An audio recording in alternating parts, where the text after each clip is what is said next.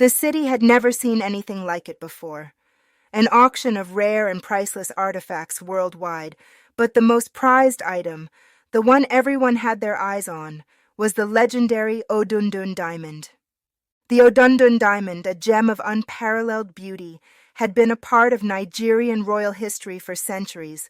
Weighing in at an astonishing 120 carats, it was said to bring both fortune and misfortune to its owners.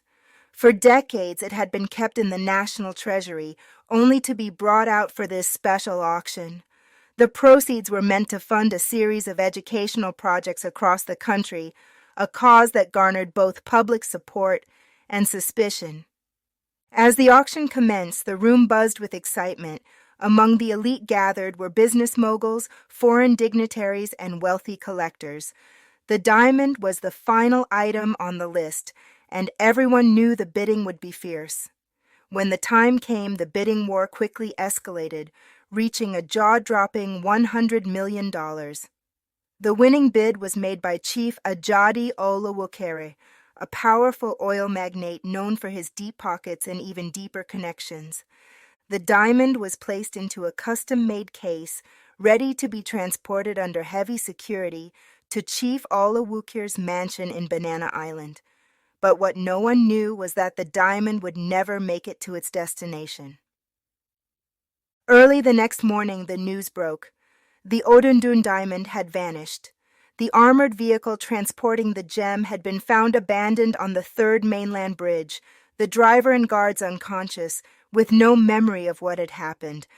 The case that held the diamond was still inside the vehicle, but when it was opened, it was empty. Lagos was in an uproar. How could such a heavily guarded treasure just disappear? The authorities were under immense pressure to recover the diamond, but every lead they followed seemed to go nowhere. Rumors spread like wildfire. Some said it was the work of an international gang, others believed it was an inside job. The media had a field day, speculating on the various possibilities, while the police struggled to piece together the puzzle. Chief Olawokere was furious. He demanded the immediate return of his property and even offered a hefty reward to anyone who could provide information leading to the recovery of the diamond. But as days turned into weeks, it seemed the diamond had simply vanished into thin air. Detective Segun Adebayo was a seasoned investigator, known for his sharp mind and unconventional methods. He had solved some of the most complex cases in Lagos, but the disappearance of the Odundun Diamond was unlike anything he had encountered before. When he was assigned to the case, he knew he was in for a challenge. Adebayo began by interviewing everyone involved in the auction, the organizers, the security personnel, and even the other bidders. He scrutinized every detail, looking for anything that might have been overlooked, but despite his efforts, the case remained a mystery. One day, while reviewing the security footage from the auction, Adebayo noticed something odd. A man in a suit had been lingering near the display case before the auction began, his movements too deliberate to be just another guest admiring the diamond. Adebayo zoomed in on the footage, but the man's face was obscured by a hat. Adebayo's instincts told him this man was important. He had the footage enhanced and distributed it to all his contacts in law enforcement. Soon, he got a hit. The man was identified as Duro Odunsi, a notorious con artist with a history of pulling off elaborate heists. But Duro was known for targeting rich individuals, not priceless artifacts. Why would he go after the Odundun Diamond? Adebayo tracked Duro down to a small hotel on the outskirts of Lagos. When he arrived, the room was empty, but it was clear Duro had left in a hurry. Adebayo searched the room and found a notebook filled with scribbled notes and sketches of various places in Lagos, including the third mainland bridge. There was also a list of names, some crossed out, others underlined, with the name Olawokere at the top. Just as Adebayo was about to leave, the door burst open and Duro walked in. He froze when he saw the detective, his hand instinctively moving towards his pocket. But Adebayo was quicker, drawing his gun and ordering Duro to raise his hands. "Relax, detective," Duro said with a sly grin. "I'm not armed. You won't find the diamond here either if that's what you're looking for." Adebayo cuffed Duro and sat him down.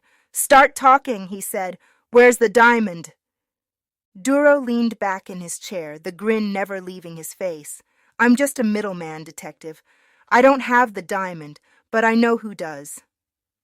Adebayo's eyes narrowed. "And why should I believe you?"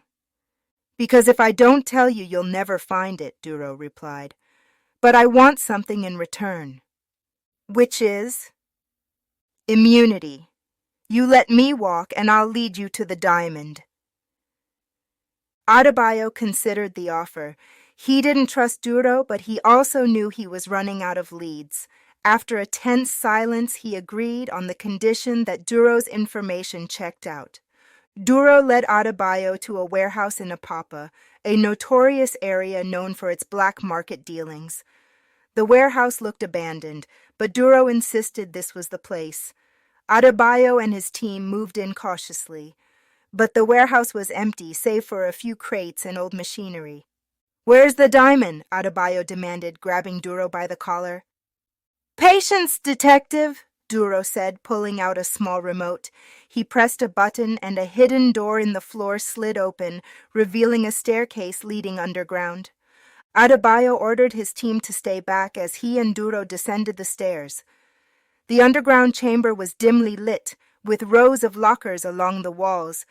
Duro walked up to one of the lockers and entered a code. The door clicked open and inside was a small black case. Duro handed the case to Adebayo. "Open it," he said. Adebayo hesitated, then slowly opened the case. Inside was a replica of the Odundun Diamond. He looked up at Duro, fury in his eyes. "It's a fake!" Adebayo yelled, throwing the case to the ground. "Not exactly," Duro said calmly. "It's a decoy. The real diamond was taken long before the auction even started." Adebayo's mind raced. "Who has the real diamond?" Duro smirked. "The last person you'd ever suspect." Before Adebayo could press him further, gunshots rang out from above. Adebayo drew his weapon and ran up the stairs, with Duro close behind. They emerged to find Adebayo's team engaged in a shootout with a group of armed men.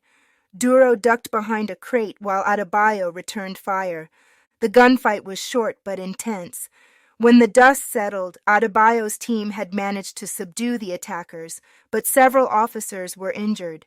Duro, however, was nowhere to be found. Back at headquarters, Adebayo reviewed the evidence with fresh eyes. Duro's claim that the diamond had been switched before the auction troubled him. It meant that someone on the inside was involved, someone with access to the diamond before it was put on display. He decided to revisit the security footage from the auction, focusing on the time before the event began. As he watched, he noticed something he had missed before. The auctioneer, Mr. Charles Omatayo, had arrived unusually early that day. Even more curious was that he had spent a considerable amount of time in the vault where the diamond was stored, well before the security team arrived. Adebayo's suspicion grew.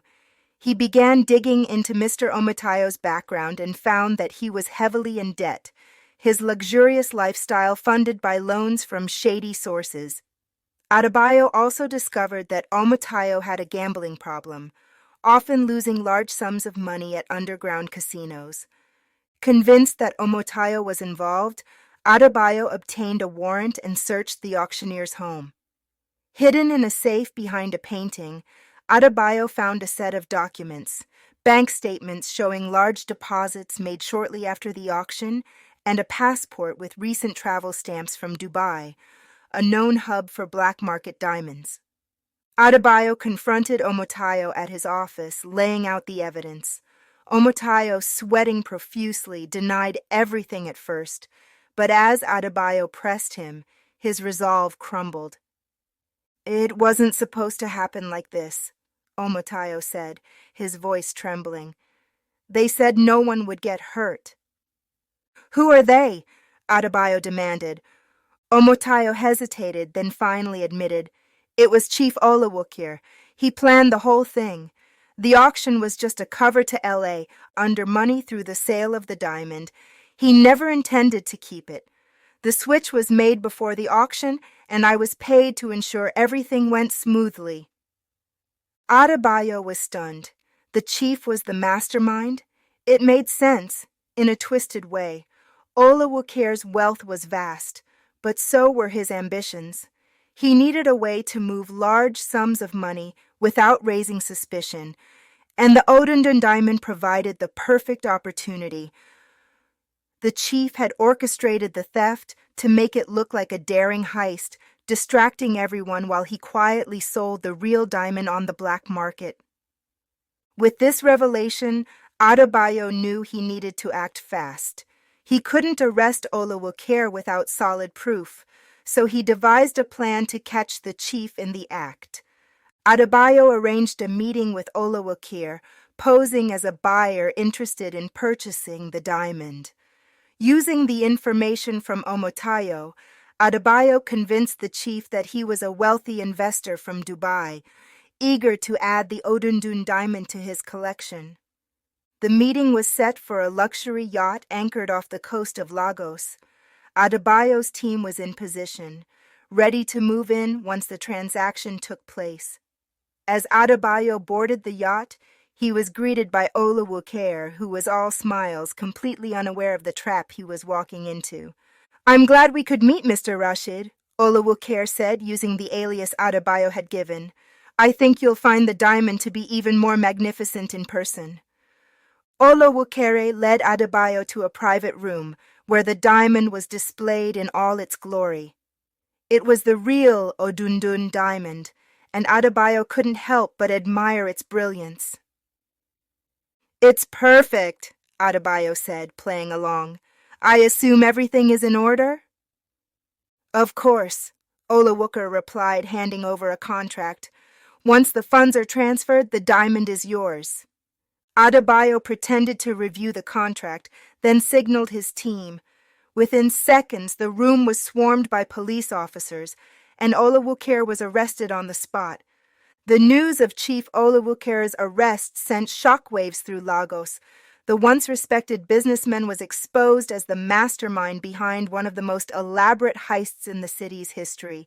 Duro Odunsi, who had managed to escape during the shootout, was also captured a few days later, trying to flee the country. He had double-crossed the chief, hoping to sell the diamond for himself, but in the end, his greed was his downfall. Mr. Omotayo, having cooperated with the investigation, received a lighter sentence, while the chief faced multiple charges, including fraud, conspiracy, and money laundering. The Odundun Diamond was returned to the National Treasury, and the funds from the auction were used as originally intended to build schools and improve education across the country.